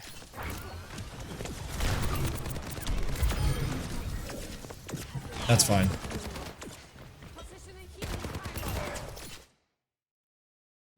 Ooh, a little scary, right? Peek it with the Helix. Honestly, I would say it's just totally not worth it to peek if you don't have Helix. I'd just say forget about it. Sit behind cover. Okay. Yep. Better players kill you a higher percentage of the time.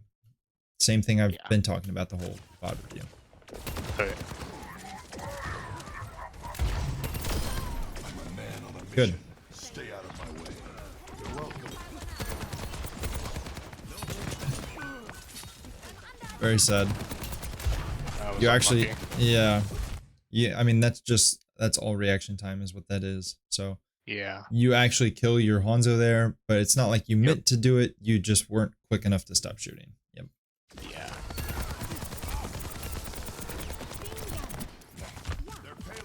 Helix. Yep. Didn't even have to tell you. Yep. It's like the only thing I'm thinking about now. They also switched off of Widow.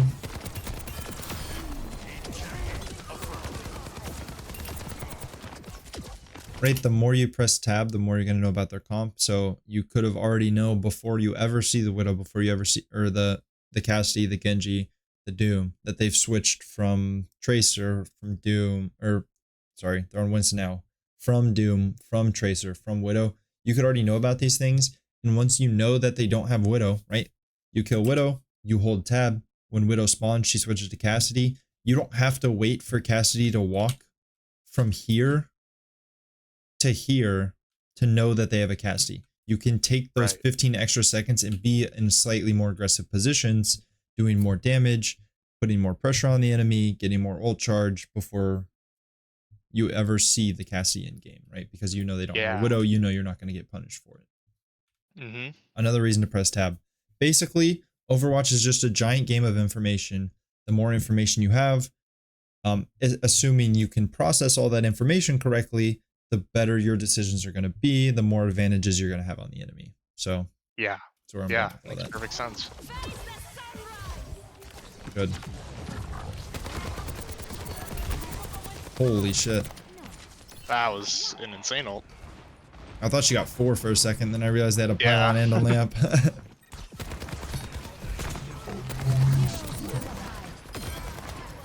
Cooked. Cooked. Oh. Yay, we use Helix. What am I telling you to do before you ult? Every game for the rest of the time you play Overwatch, period, on any character, what do you do before you ult? What can counter my ult? Exactly. Okay, now I want you to tell me on the enemy team, let's say you're in game, you look at what they have, what are you worried about against their comp?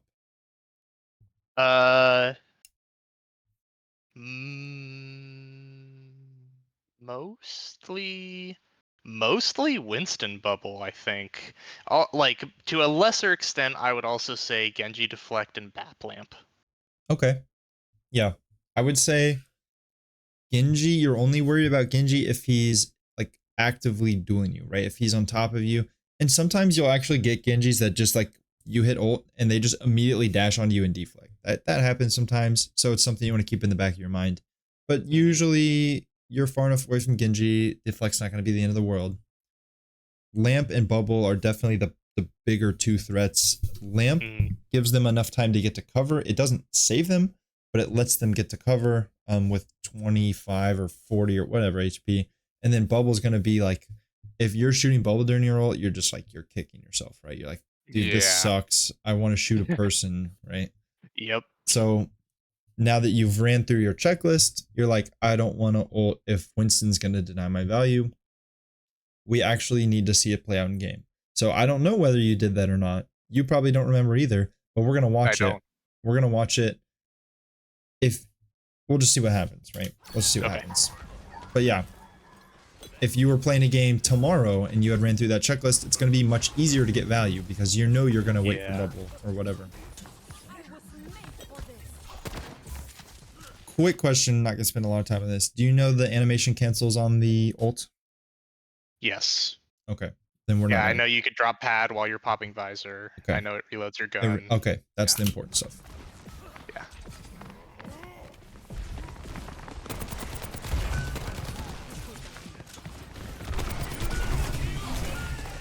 Oh.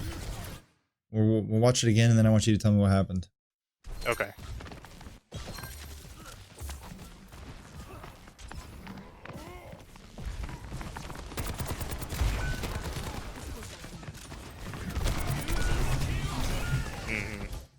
It's tough, right? Yeah. Just your best shot. Well, okay. So I think I'm trying to consider this from the enemy's perspective. I think that when I peek through the doorway on the left and I shoot Winston, Winston is like, hey, a free kill on soldier. And he probably pings me. And then Genji comes in and he gets the kill and he ults and they just dive me together. Yeah. If I asked you the question, I am asking you this question. Who did you lose your health to? Where did all your health go? Who did what amount of damage to you? What would you answer? Are you aware of it? Were you paying attention to it?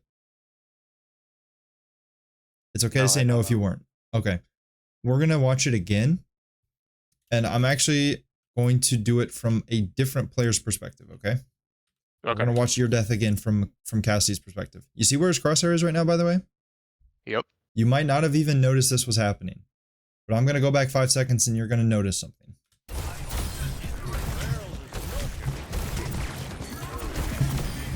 Good thing you ain't alone out here.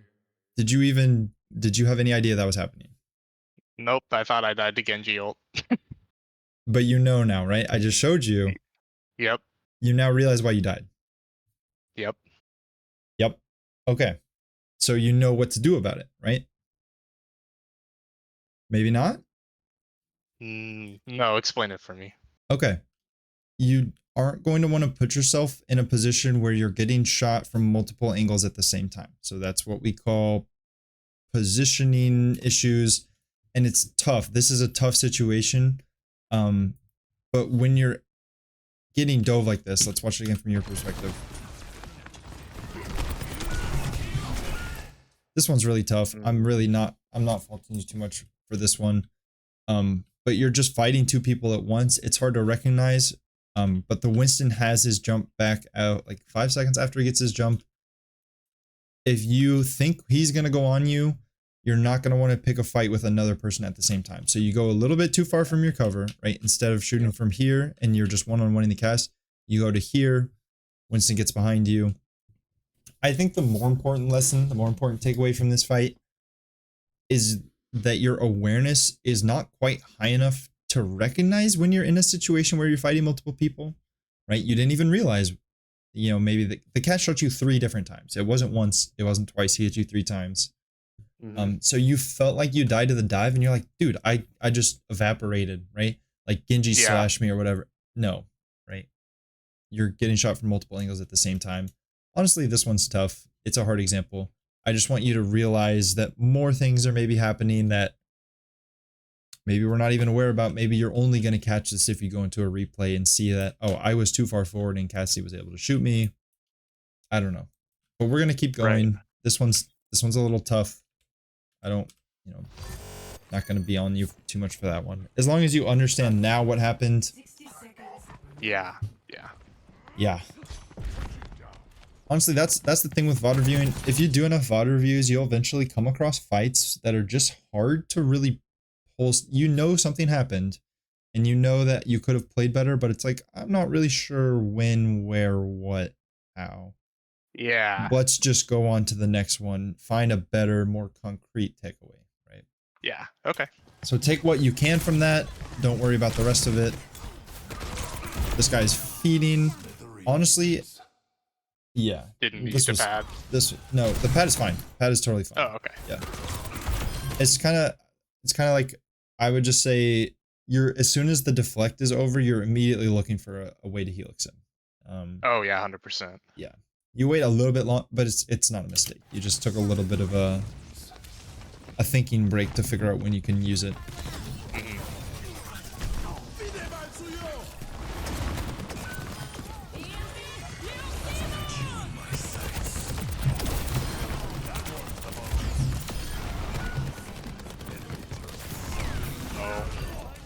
I don't know why I dropped. I think I may have just fell on accident. I don't think that was intentional. Okay. I was gonna say, your ult was so good, and then... This is also tough. I think our tank died, like, early, didn't he? Is he walking back from... Where's our tank right now? He's dead. How long has he been dead for? Okay. He's been alive mostly. This was a good ult.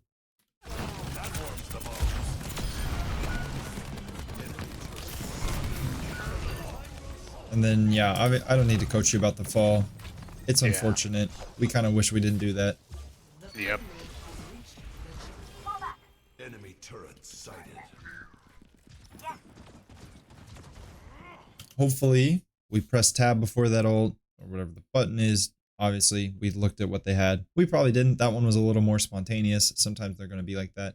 But even on spontaneous ults, you can take 1 second to think about what they have and what I need to do about it. That ult's fine regardless. Okay. I'm gonna say it every time you ult because it really is a habit that will help you, and I want to drill it in.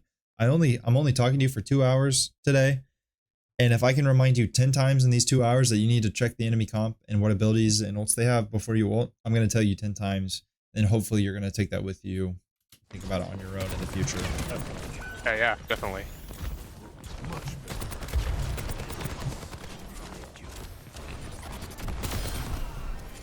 I'd say that once your positioning gets good, so once you're correctly positioning, which for the most part you are, you've had some positioning mistakes, don't get me wrong, but for the most part your positioning is good, your aim is quite good, your ability usage needs work, but you have your fundamentals of the game down. You're not making game-breaking mistakes. You're not, right? You don't look like a bronze player. these these outside things, these things that take place entirely in your head are going to be what push you from high diamond to low GM. That's what that whole range is going to consist of. So you're using your abilities pretty well. You're using positioning and cover pretty well. You're using your ult at good times. You can pretty much get up into diamond, even masters, depending on how good your mechanics are, by just pressing your buttons and being in the right place. But to take it to the next level, you're going to need to start thinking about ults. You're going to need to think about what cooldowns they might want to use. It's kind of like meta is not really the exact word, but things that are no longer just button presses and positioning, right? That's why I'm kind of pushing this into you really hard. If I'm speaking to a gold player, I'm not teaching them about any of this. I'm telling him where the cover he needs to use is, and I'm telling him that he needs to use his healing pad when he's taking damage and not because he feels like it. So, yeah, I'm kind of pushing all these theoretical ideas into you because that's what it takes to go to the next level. Okay. Ooh. Did we get booped? No, I think I got scared because I was getting shot, and I just ran away. That's fine. Just instant reaction. Yeah. Yeah. I honestly didn't even notice him shooting you from here. So sometimes we'll see. It's probably obvious now that I'm thinking about it. Yeah. At least we get out. That's the cool thing about high ground, is that you have an instant escape. Just walk off. Walk off the high ground. Right. You're safe. Yeah.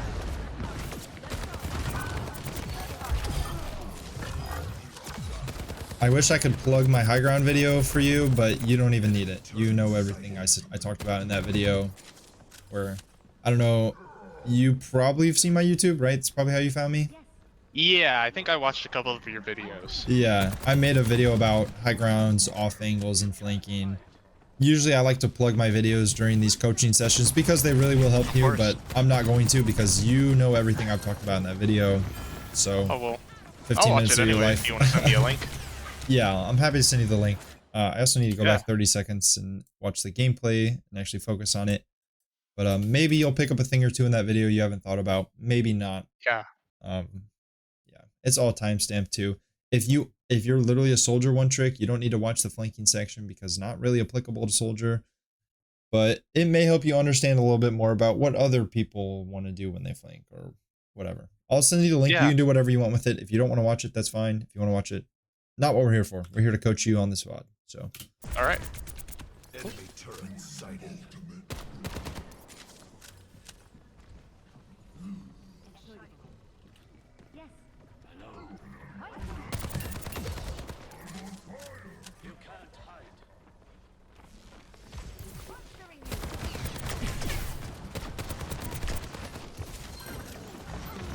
I would have thrown at least one helix out by now, but yeah. Other than that, so far so good. Nice.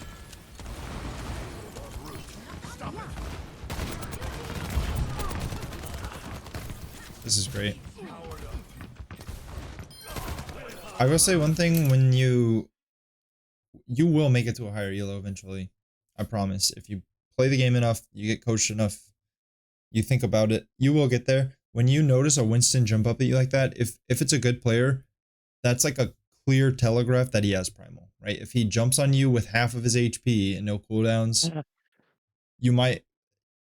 I don't know how much you notice telegraph happening. Probably the first example most people start noticing is Reaper, right? If Reaper wraiths into the middle of your team, he's probably about to ult, right? That's what I mean when I talk about telegraphing. Certain characters do it more than others. Reaper's the most obvious example. Pharah also telegraphs a lot when she has Barrage. She'll just disappear off the map for 30 seconds. You're like, I swear they had a Pharah. Where? And then it's like, justice from above, right? And everyone's dead. Yep. That's also telegraphing. Winston's a pretty big offender. If your opponent is playing Winston and he's been playing good the whole game, and he just randomly ints onto you, you can be pretty sure he has primal. This I mean, he didn't have it. He literally just fed for no reason. So you're clearly not at that level yet where I don't really know what he was doing, but usually just be careful like committing to that fight sometimes. because a lot of the time, if a good player is making a play like that, it's because he's about to pop his primal. So Okay, yeah, that's good little to think about for sure. little tidbit, yeah.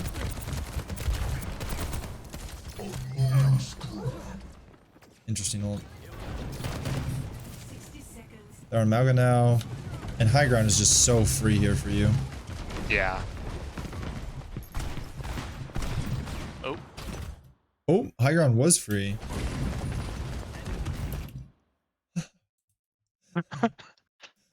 Okay.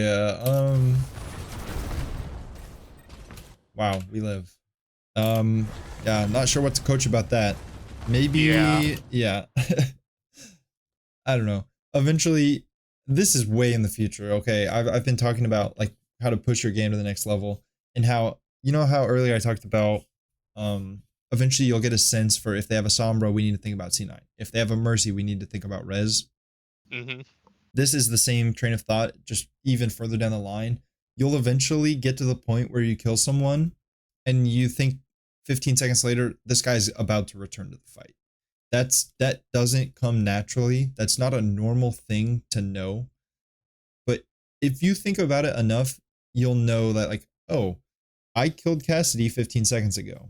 That means he's been walking back for 5 seconds. He could show up here soon. I know this sounds like so far. You're like, do people actually think about this? Yes. You will face enemies once at some point in your Overwatch career who are mentally tracking in your head when you're about to walk back from the fight while they're fighting other people. So that's really the only thing you could have done for this whole Cassidy situation. And Yeah. that is not something I expect from you. That's way in the future. But honestly, I've talked to you for a little while now. You seem like a pretty smart guy. You seem like you could kind of handle the idea of that, right? I'm not going to overwhelm you too much. Yeah.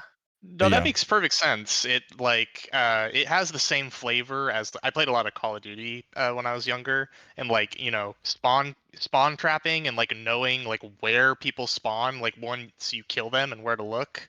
That was like something that I got pretty good at. Seems like a really similar skill, more of like a time tracking aspect yeah, to it though, but like it a similar kind of flavor. So that yeah, makes perfect sense. Yeah. yeah. I'm just giving you an introduction to these ideas so that one day when you're ready to work on them, they've at least been simmering in your brain for a while. You've had some time to think Yeah. about them, to kind of wrap your mind around them, right? Even if I'm not expecting you to act on that information today or even next month or even whenever. But if you get serious enough about the game, that'll be something that you start thinking about. So, little Okay. introduction to that. It was honestly at a surface level, it was kind of a weird rotation. I Hmm. think I see what you're going for, but it's just going to be hard to get an angle on players walking underneath you without basically dropping down. So I think it's better to just stay here. They're not really dealing with you, right? Yep. They haven't really been coming up to get you. Bap tried once, Winston tried once, then they kind of gave up. So you can kind of take this position for free. You don't really Yeah. need to go here, right? Um, not too much to say about it.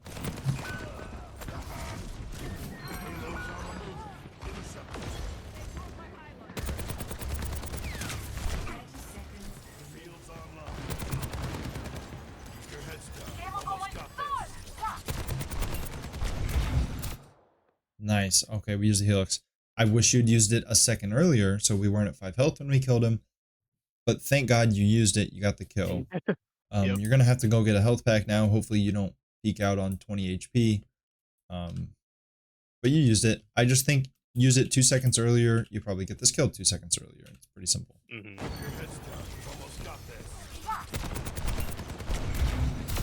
Nice.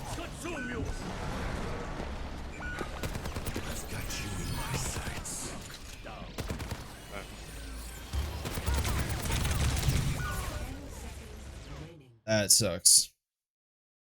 Yeah, I think I just like instinctively popped it because I saw a low health mercy in the corner, and then All right, I'll introduce you to one new idea today, and then we'll go over some more of the basic stuff. The new idea today is going to be, do I need to use my ult if I can kill them without the ult? That's going to be the idea. So I'm not talking about this specific situation. Actually, I can. I actually will. Can I kill the Mercy without using my ult? Yeah, pretty easily. It would take like maybe 3 Right. shots, 4 shots. Other heroes will have this problem worse, where they get really ult happy when they don't need their ult. I'm trying to think of a great example right now. Let's go with Pharah. Pharah's a great example of this. When I review Pharah players, they'll have barrage, right? They'll sit like in a flank or whatever. They'll watch the enemy kind of walk by, and then they'll see like a trailing player. Let's say, I don't know, a Torb. Just picking a random example, and then Mhm. they will, instead of just shooting the Torb and killing the Torb, because in a one-on-one with the element of a surprise, a Pharah is always going to beat the Torb, basically, Yeah. or she should. What they'll do is they'll drop and they'll barrage the Torb and get the kill. It's like, okay, you got your kill, you lived, you think it's a good ult. You could have done the same thing without ulting. So that it's a little harder to pick up on, right? We really want to kill this Mercy. And especially with the payload being 3 meters, we probably aren't using our brain a whole lot. We're kind of following our instinct at this point. We run out. Yep. We're like, oh, 1 health Mercy, payload's about to cap. I need to do something now. Hit our ult. But the less you can rely on your instinct and the more you can rely on your actual critical thought process and what is the correct play, not what feels like the correct play, probably the better it's going to be. So, Yeah. yeah. I've got you in my In fact, sights. she dies before we even shoot 1 bullet of our ult. Yeah, exactly. Yeah. And then this is just tragic. We're never going to beat a Bastion at that range, but I don't exactly fault you for that. Probably the only thing you can do here is have the realization that I'm not going to beat the Bastion, and then try and drop off the side if you can in time. Right. Okay.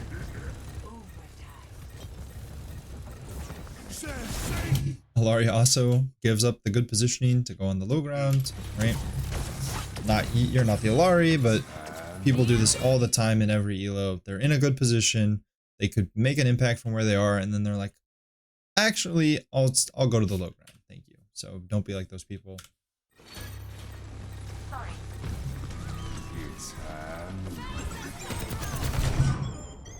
Oh, I remember that happening, and I remember being surprised because I didn't think that I was on his screen, but I'm super on his screen. Yeah, it's probably not even remotely close. You're probably pretty safely on his screen there. Yeah. I remember watching it back and I was like, oh, okay. Yeah. That's okay. Sometimes we just have a lapse in judgment.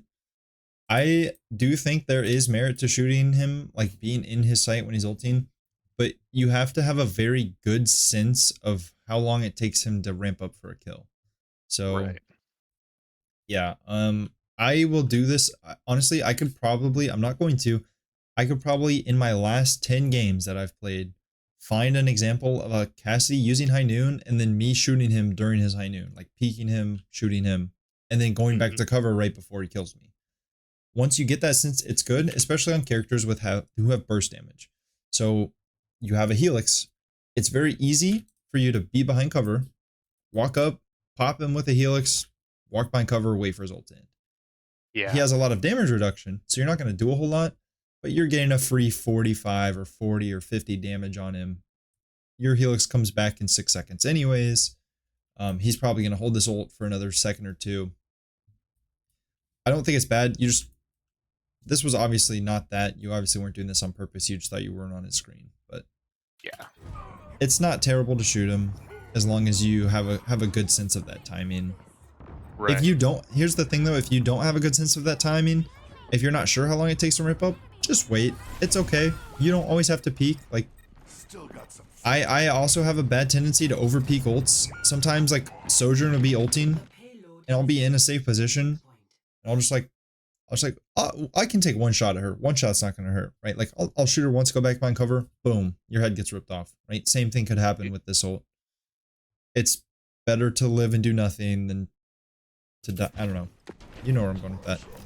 Let's try and get that makes through. perfect sense. Let's try and get through 3rd point before it's 5. tactical reset. We don't really have time to get to the high ground here. We would love to be on the high ground if we could, but we're obviously not going to run to it in the middle of a fight. One more time.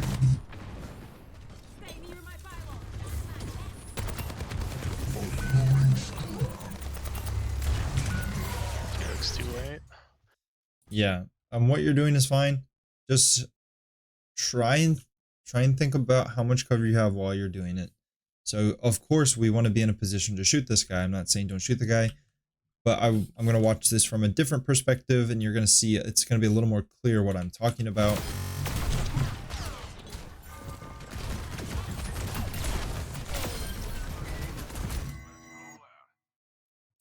Right? Yeah. You aren't near any cover, basically. Yeah. Yeah. And while this guy's going to shoot the tank, he could just as easily be shooting you. It would probably be a mistake on his part. Shooting the tank is good here, especially with the discord being applied and the damage that's being applied. But right, you could be doing the same exact thing. You could be doing exactly this from here. Yep. Nothing changes. You're doing the same amount of damage, but now this guy can't shoot you. This guy can't shoot you, right? Yeah.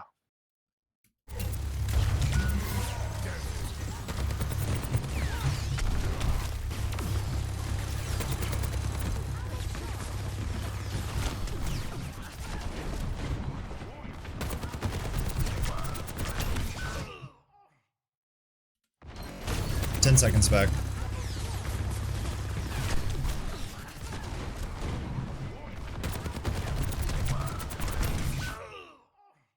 I honestly think this is the same exact thing that we just did 20 seconds ago, except this time playing here wouldn't get us out of LOS from the Bastion, but it would allow us to go back to cover when we're weak, right?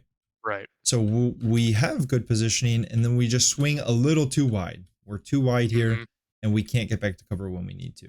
So these are small errors, but they're still positioning mistakes. Yeah, honestly, I could literally have just helixed the Cassidy and gone into cover, maybe gotten the kill and lived. right.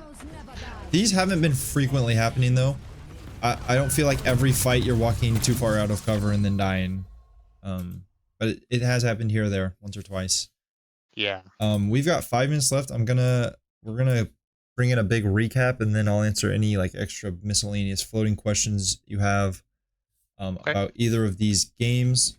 But for the most part, I talked about everything from the sun to the stars in this review, but your number one thing, I think, that I want you to focus on going into this is going to be your ability usage. And I say ability because both of your abilities could be optimized. So you're using your heal too much and you're using your helix too little, in my opinion.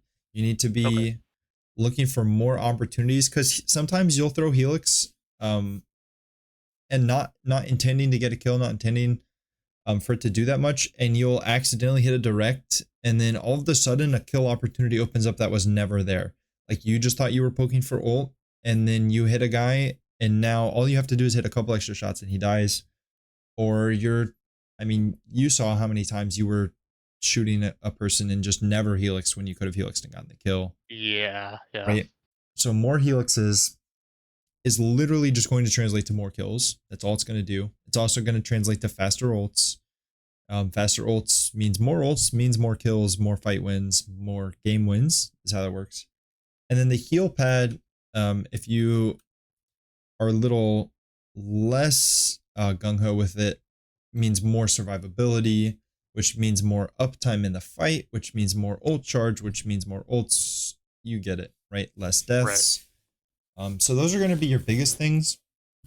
Once you fix those, and you can probably work on multiple things at once, I really, really want you to start thinking every single time you ult. Like it's got to be a conscious process. You can't just press the button because you want to press the button. I need you to think about what they have that can make your ult less valuable. Honestly, the reason I am so strict about this thing, and the reason I teach this, like I spend so much time on this, is because it's one of the things that helped me the most. getting value from your ult is so free.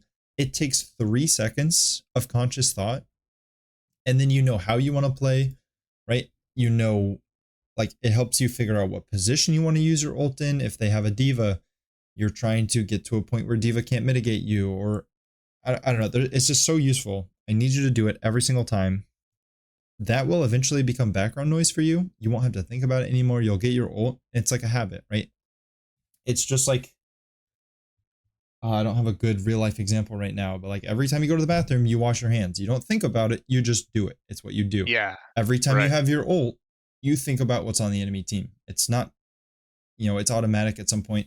So I need you to think about that. We do have positioning issues, but they're not terrible. They're not holding you back. They are happening though. And anything that's happening, we can fix. I would honestly say it's your positioning is as much of an awareness issue as it is a position issue.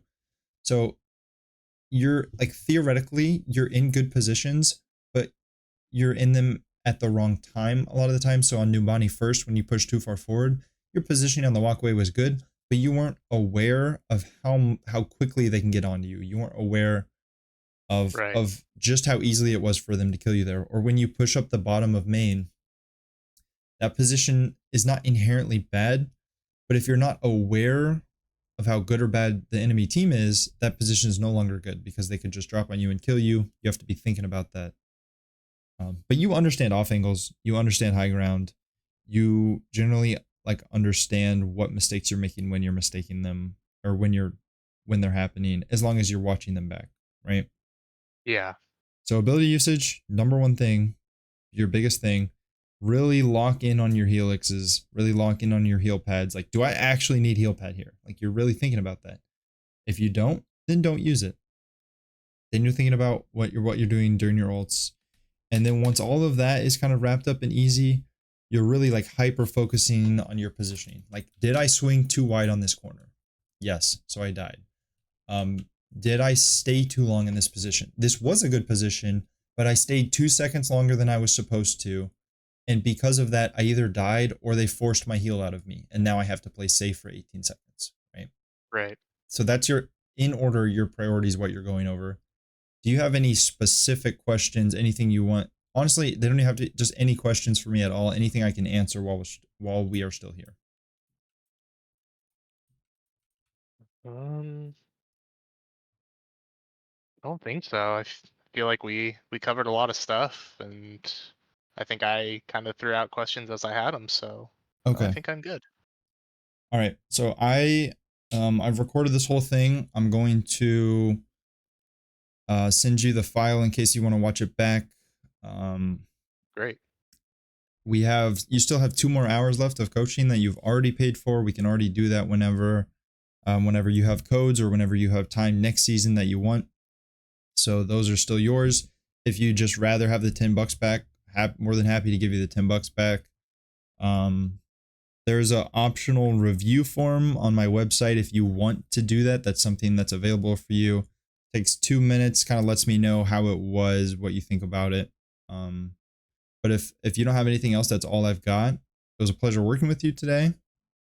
And Yeah, man, it was great. This was super helpful, and I found your coaching really insightful and easy to follow. I really appreciate you taking so much time out of your day to help me out. It's great.